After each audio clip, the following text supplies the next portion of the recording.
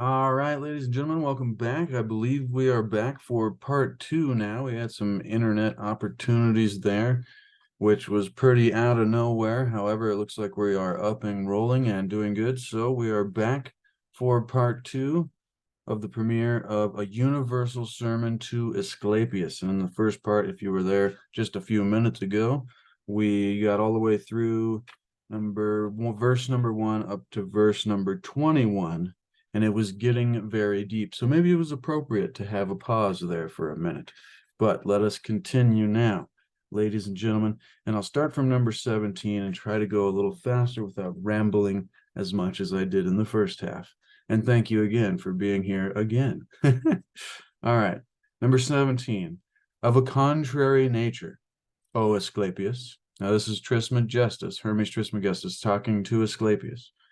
Of a contrary nature, O Asclepius, but is the nature of things intangible, contrary to a body? Confessedly.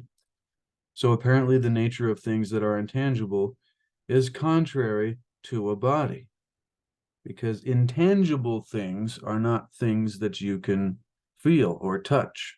They are not physical, and a body is a tangible thing. So 19, therefore, the place is intangible, but that which is intangible is either some divine thing or God himself. And by some divine thing, I do not mean that which was made or begotten, or that which is tangible. That's where we rambled last time. Now, if therefore it be divine, it is an essence or substance. But if it be God, it is above essence, but he is otherwise intelligible. 21, for the first, God is intelligible, not to himself, but to us. For that which is intelligible is subject to that which understands by the senses. Therefore, 22, God is not intelligible to himself, for not being any other thing from that which is understood, he cannot be understood by himself. Now that is where we left off. 23, but he is another thing for us, and therefore he is understood by us. So God, not being another separate thing to itself, cannot be understood by itself. Maybe this is back to that theory why God had to create something through which he could experience himself or itself, giving it the male pronoun. They're not correct. The experience itself. It says himself a lot in here, so maybe that's where we're getting that. 22. God is not intelligible to himself for being in any other thing from that which is understood. He cannot be understood by himself, but he is another thing from us, and therefore he is understood by us. 24, if therefore place be intelligible, it is not place, but God. But if God be intelligible, he is intelligible not as place, but as a capable operation. 25. Now, everything that is moved not in or by that which is moved, but in that which is fixed, and that which moves rests, for it is impossible it should be moved with it. He asked then, how then, O Trismegistus, Asclepius asks, are those things that are here moved with the things that are themselves moved? For you said that the spheres that wander, see, I knew this was getting into astrology and how the planets can be moved, but how things that are moved must be within something that is moving them. So if we are thinking about ourselves, this goes back to the beginning. He says, all that is moved, O Asclepius, is it not moved in something and by something? Most that in which a thing is moved, of necessity be greater than the thing that is moved. So if we are moving our bodies, we are moving inside of a space or something that is greater than our bodies and being moved by that. That force, may that be our mind or our spiritual self rather than our physical body. Remember, we have a dual nature in Hermetics. It is our immortal and spiritual nature, and also our mortal and physical nature. And we have both of these, which is why in the Hermetica, it described how man is a marvel, having both of these possible gifts. So, for it is impossible it should be moved with it. He asked, how then, O Trismegistus, are those things that are here moved with the things that are themselves moved? For you said the spheres that wander are moved by the sphere that is unmovable. So that maybe the planetary bodies and the sun and the moon, the spheres that wander are moved by the universe or the great sphere that is unmovable. 27.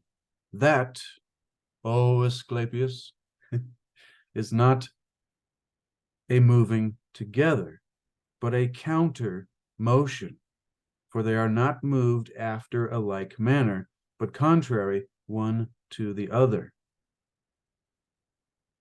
And contrariety forms a standing resistance of motion, for the resistance is a staying of motion.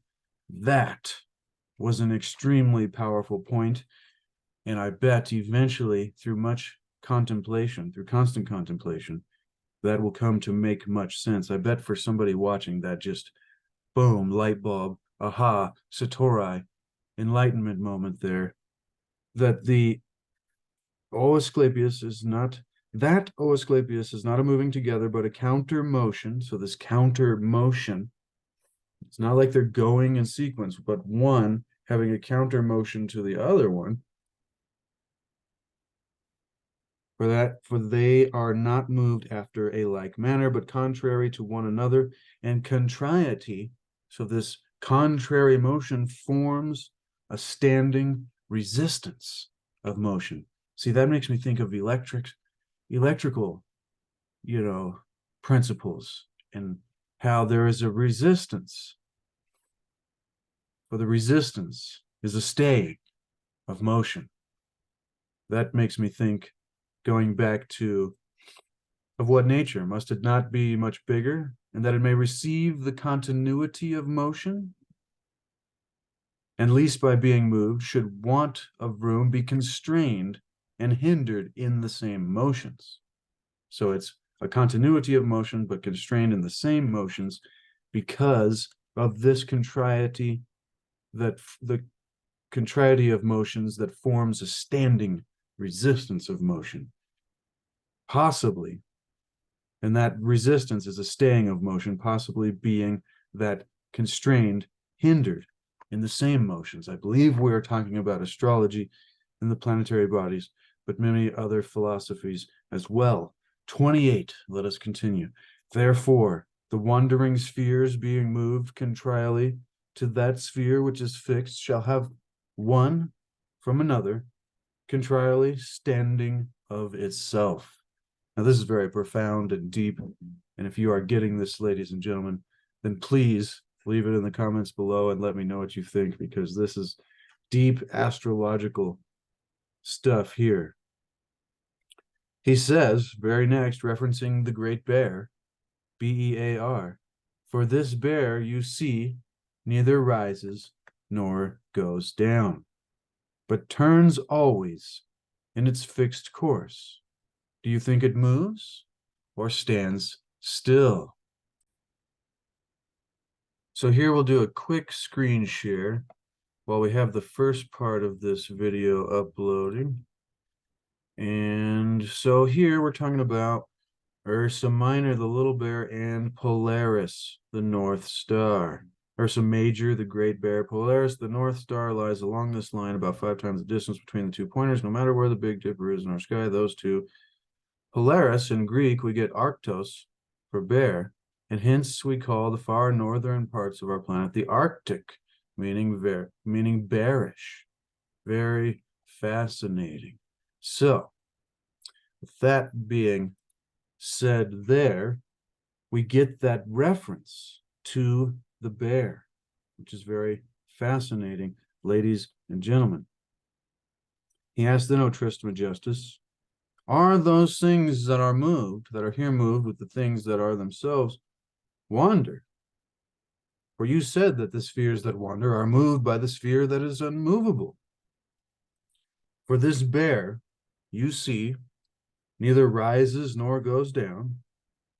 Is that the Ursa Major constellation, Ursa Minor, the Little Bear, Polaris, the North Star, the wandering spheres being moved contrarily to that sphere which is fixed, shall have one from another contrarily standing of itself.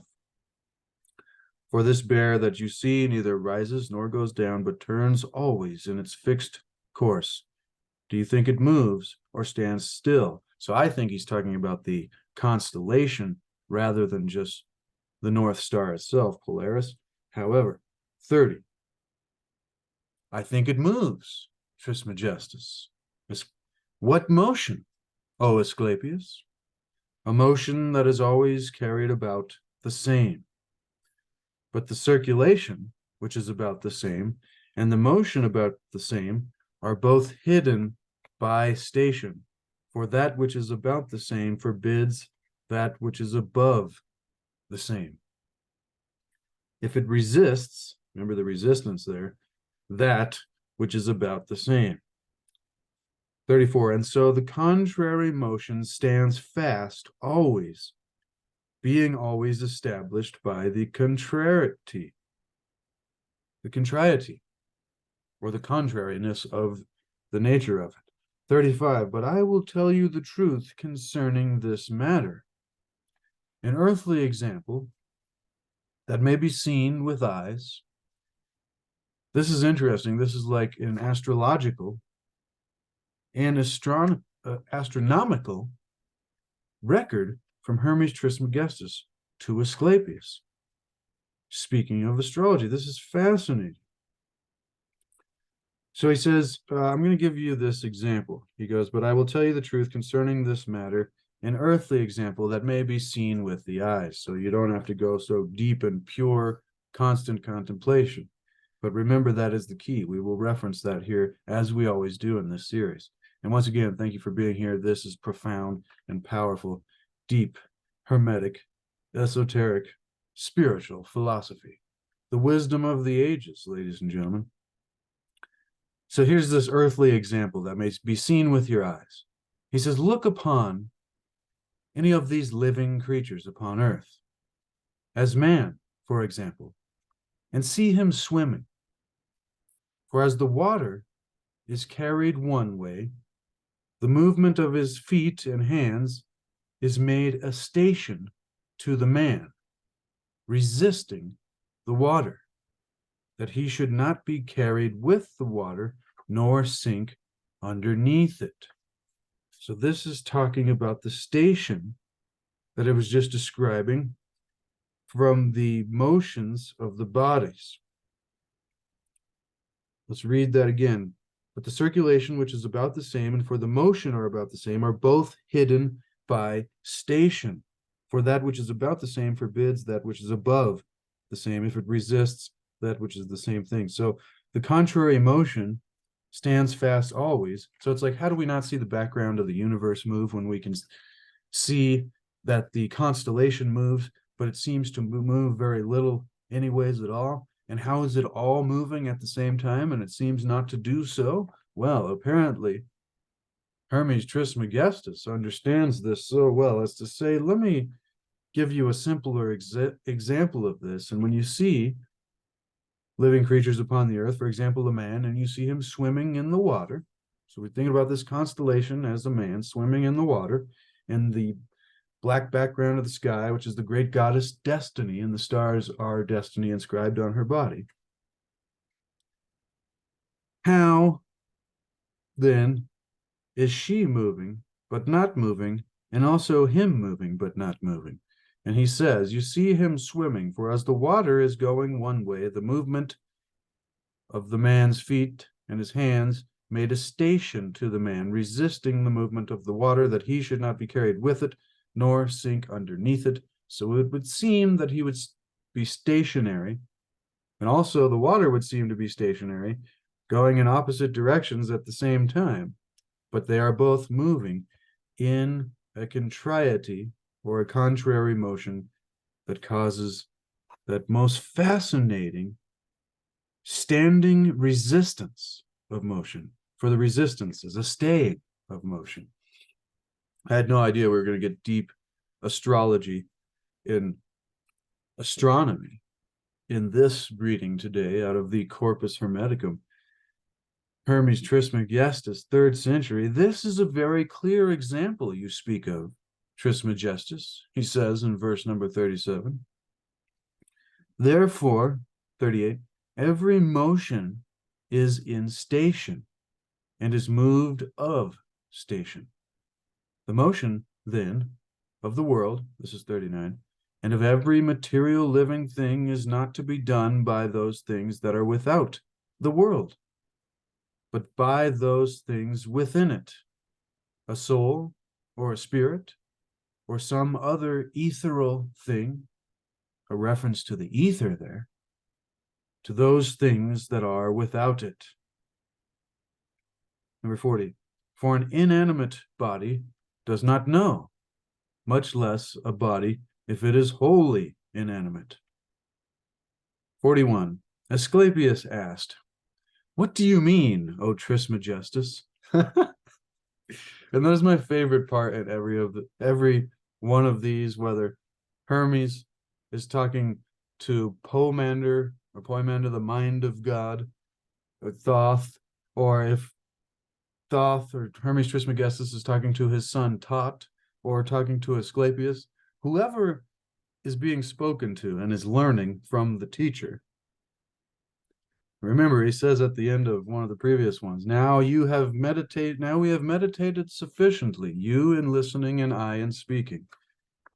But whoever is doing the listening usually always comes to this point after a huge, long, description of how the universe works.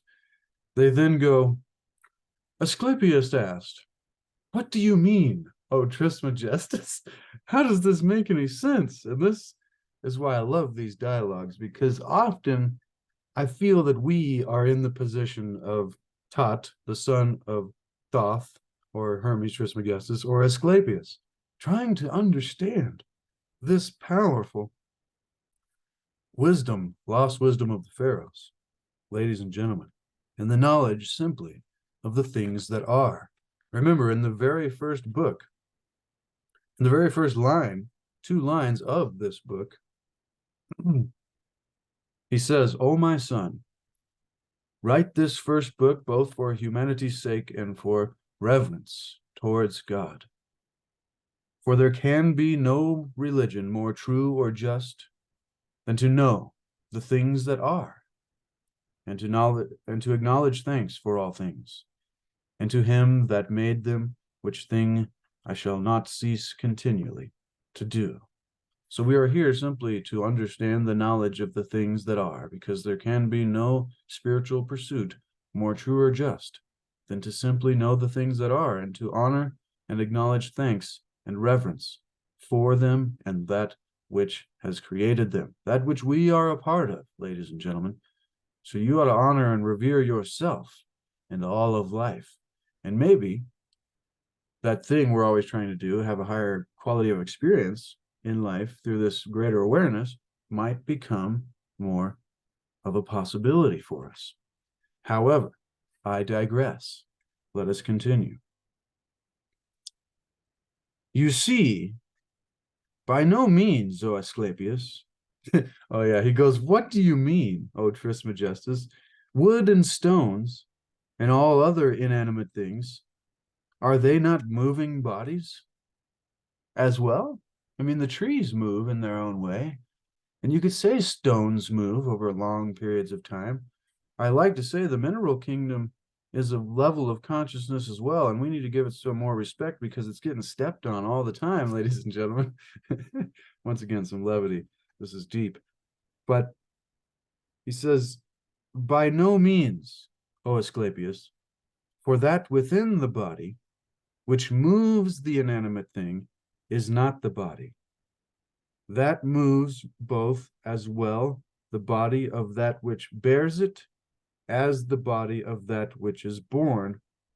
For one dead or inanimate thing cannot move another.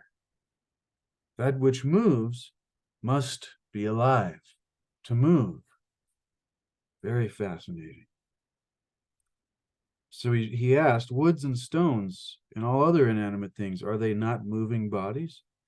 By no means, O Asclepius, for that within the body which moves the inanimate thing is not the body, and it has to be alive. Because for one dead or inanimate thing cannot move another. That which moves must be alive to move.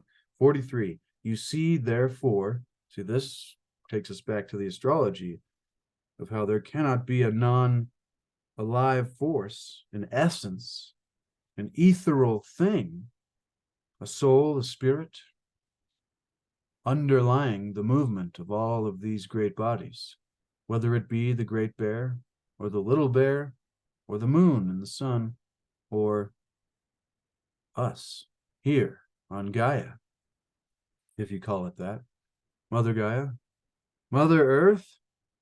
You see, therefore, how the soul is surcharged when it carries two bodies. That is deep. I wonder what he means by that. And now it is manifest. This is 44. And now it is manifest that the things that are moved in something and by something. 45. The things that are moved, O Trismegistus, must needs be moved in that which is void. That one may have been translated roughly there. The things that are moved, O Trismegistus, must needs be moved in that which is void. 46. Be advised, O Asclepius, for all the things that exist, there is nothing empty, only that which is utterly intangible, which is empty and a stranger to existence or being. That was a deep one there. So he says, for all things that exist, there is nothing empty. That brings me back to the first words of this chapter, where he says, all that is moved, is it not moved in something or by something?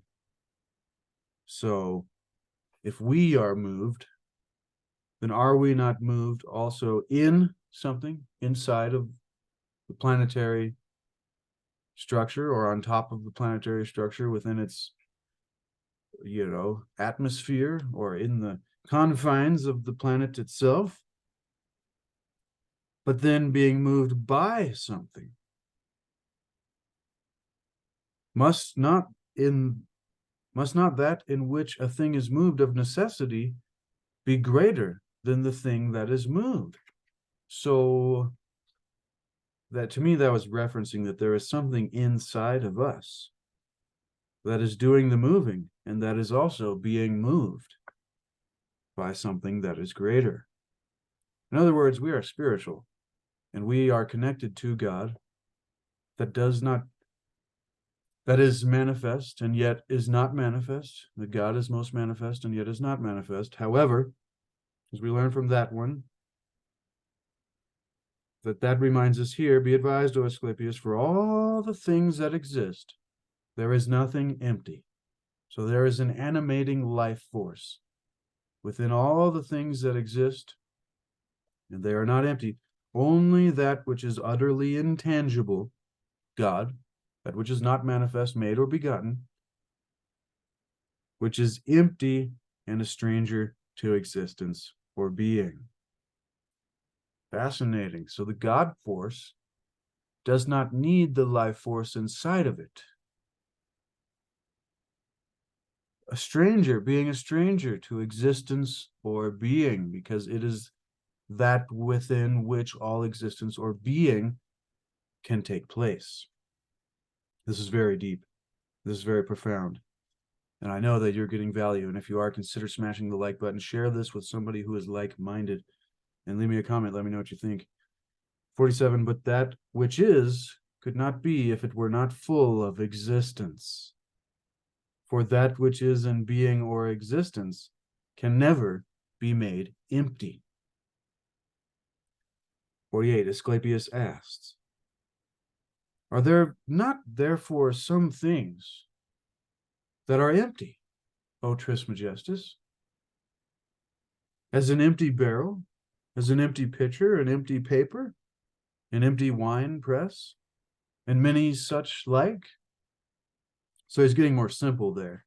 He's thinking physically and tangibly, and he's not thinking metaphysically and intangibly, using the dual nature, the as above, so below, the non-physical, the spiritual, and the physical.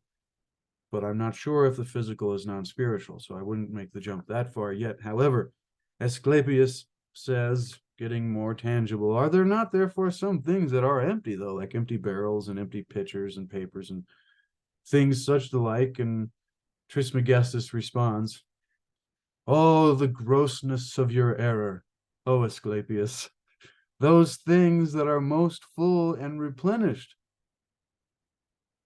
Do you say they are void and empty? What do you mean, Trismegistus? Is there not air in a body?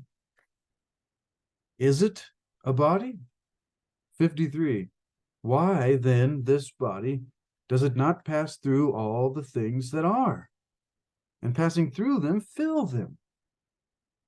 And that body does it not consist of the mixture of the four? What do you think the four is there, ladies and gentlemen? The fire, the water, the earth, and the air, being influenced by the Akasha principle, the etheric principle, or the mind of God. Very powerful. Very powerful. A reference to the elements there. Astrology, astronomy, the elements. This is a deep one, ladies and gentlemen. This is incredible. We only got a couple more pages. We'll see if we can make it to the end. This is probably going to be a longer one today. It has been fun. 53. Why then this body does it not pass through all the things that are, and passing through them fill them? And that body does it not consist of the mixture of the four? Therefore, all those things which you called empty are full of air, which is a thing, and therefore they are not empty. I added that last bit. But all those things, he says, which you called empty are full of air, are they not? 54. Therefore, those things you called empty, rather they are hollow, not empty, for they exist and are full of air, and thus spirit. Because remember, the spirit was connected to the air in previous lessons. See, these are the bits where it's like there's an entirely other teaching that is weaved within one verse there, or two verses that reference the mixture of the four, in how that air is full of spirit, and there is a difference between things being empty spiritually and hollow in physical existence, still having spirit. Profound. This is why this would be a perfect time to reference before we go to number 55 here. He says, this reason is beyond all contradiction, O Asclepius. We'll get back to that in just a second, but remember, ladies and gentlemen, in the first words of Hermes Trismegistus from the Hermetica, The Lost Wisdom of the Pharaohs, from Timothy Freak and Peter Gammy.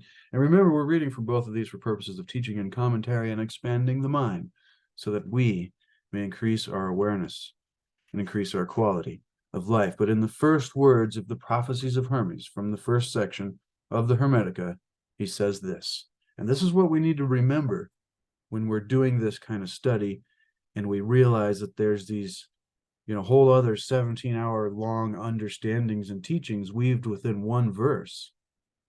As, Thoth said to Trismegistus before, he says, you say this cryptically, or, it's like you have hidden much. Can you speak this more plainly to me, O Thoth, O Father? And Thoth reminds us here in the prophecies of Hermes that pure philosophy is a spiritual striving through a constant contemplation to attain true knowledge of Atum, the one God.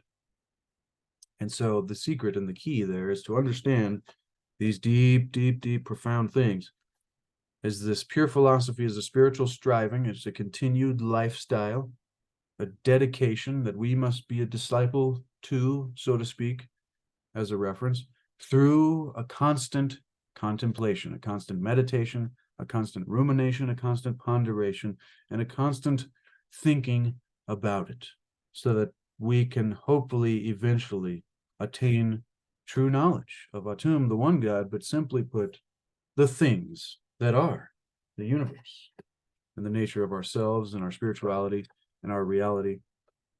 Ladies and gentlemen, now let us continue with verse number 55 from book number 9 of the Corpus Hermeticum, entitled A Universal Sermon to Asclepius.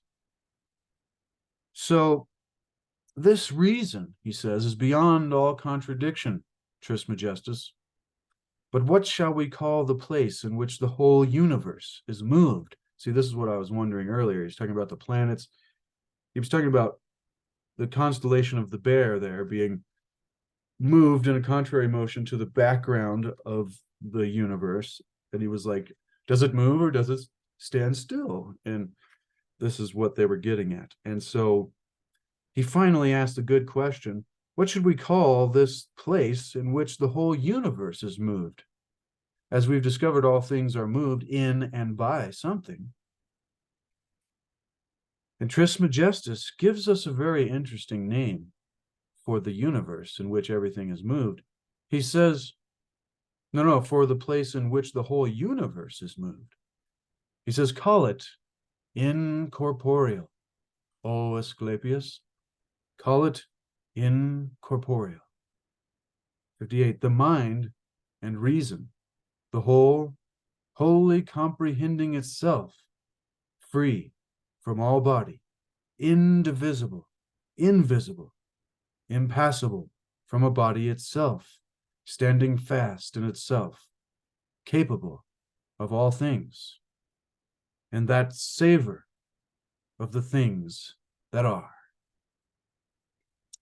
59, whereof the good, the truth, the archetypal light, the archetype of the soul, are, as it were, rays of light. And that was profound. Wow. Why, then, what is God? He says. Oh, Asclepius, thank you for asking the best questions that we all ponder and wonder on. But that was amazing in itself. Standing fast and capable of all things, and savor the things that are, were of good the truth and the archetypal light. The archetype of the soul are, as it were, rays of light. So there we go. We get the light described to us, the rays of light that kept coming up in all of these books, the shining of light, and how I kept thinking that was like a transfer of knowledge or wisdom and enlightenment and understanding. The soul, the archetypal light, the archetype of the soul, as it were, rays of light. Why, then, what is God? 61, that which is none of these things, yet is, and is the cause of being to all, and every one of those things that are, for he left nothing destitute of being. 62, and all things that are made of things that are not of things that are not made. For the things that are not have not the nature to be able to be made. And again, the things that are have not the nature never to be made, or not to be at all. So simply put there, he's saying, if something is not made, then it cannot be. And if something is made, then it cannot be not made. There's no fluctuation of these things. It's fascinating, because that was the answer he gives when he asks, what is God? Because that which is none of these things, yet is. So it's none of the things that are made, yet it is. And is the cause of being to all, and every one of the things that are, for he left nothing destitute of being. 63. What would you say then, at length, that God is? 64. God is not a mind, but the cause of the mind, not a spirit, but the cause of the spirit, not light, but the cause of the light. Therefore, we must worship God by these two appellations.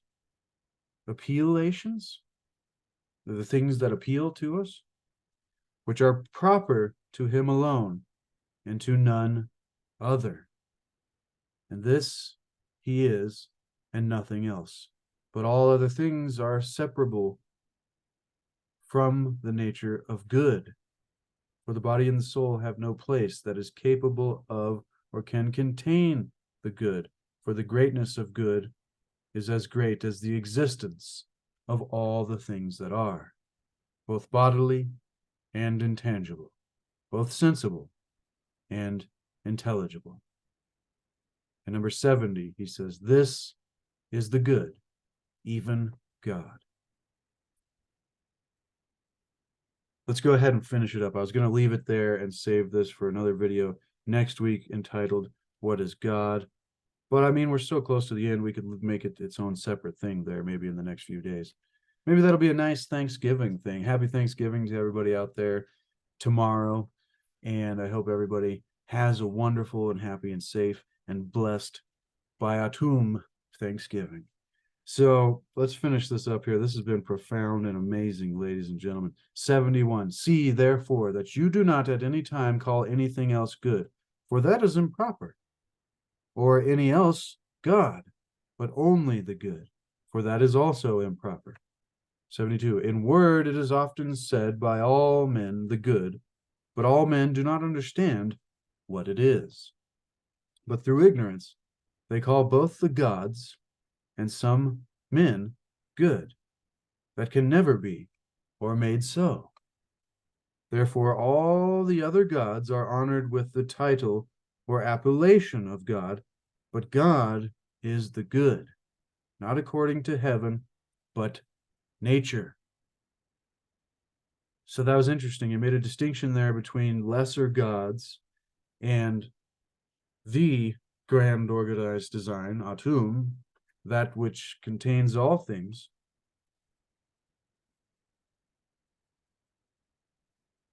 It is intelligible but intangible, for there is one nature of God,